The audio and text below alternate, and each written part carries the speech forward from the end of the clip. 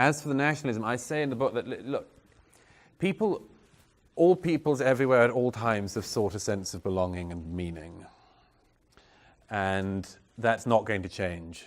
We're not going to be able to rewire our brains or our prefrontal lobes for the coming millennia. And so it seems to me that you have to recognize what are the available options for belonging.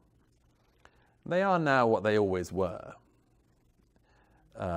You can have belongings by ideas, and you can have belongings by tribe.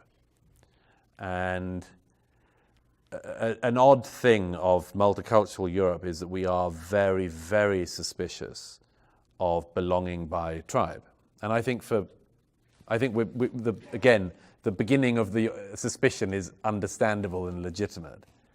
But if you're not going to have a unifying spiritual idea, or not one of any depth, you cannot be surprised that people will retreat to a desire for nation. Now we have a different problem in Europe to the one you have here on this, is that in most of Western Europe, and you could say across Central and Eastern as well, even patriotism is a thing to be suspicious of. And this is a very, very great problem. I think I don't like the term nationalism. I mean, if somebody accused me of being a nationalist, I would be very upset, and I'd get over it. But I wouldn't like it. I wouldn't say I'm a nationalist. But even in Britain, being a patriot it's not as completely a good thing as it is seen to be, I think, still here. And that's because there remains around our 20th century a great big crime scene tape.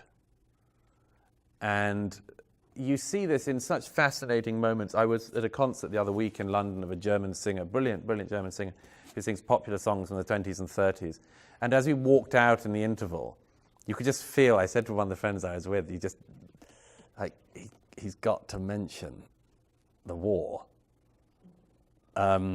Fortunately, in the second half, he mentioned that one of the songs he was doing was by a Jewish composer who had to flee to Hollywood before the show.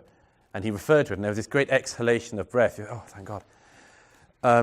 Because otherwise, the crime scene tape around the concert was too glaring, because you get 20s and 30s German culture, which is a height of civilizational culture, and we're still worried if we go back into that, what if we do all that again?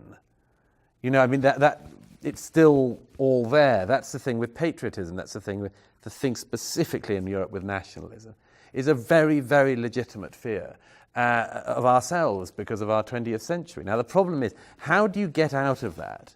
And if you should get out of it, my view is you should get out of the total self-distrust with something like patriotism still in place, but not as a thing you hold up as a sort of thing to beat other people with and to aggrandize yourself, but rather, as I said some time ago in an essay on patriotism that was organized in a book by the former Prime Minister, Gordon Brown, I said there, my view of it is that I think one should have a view of gratitude rather than pride.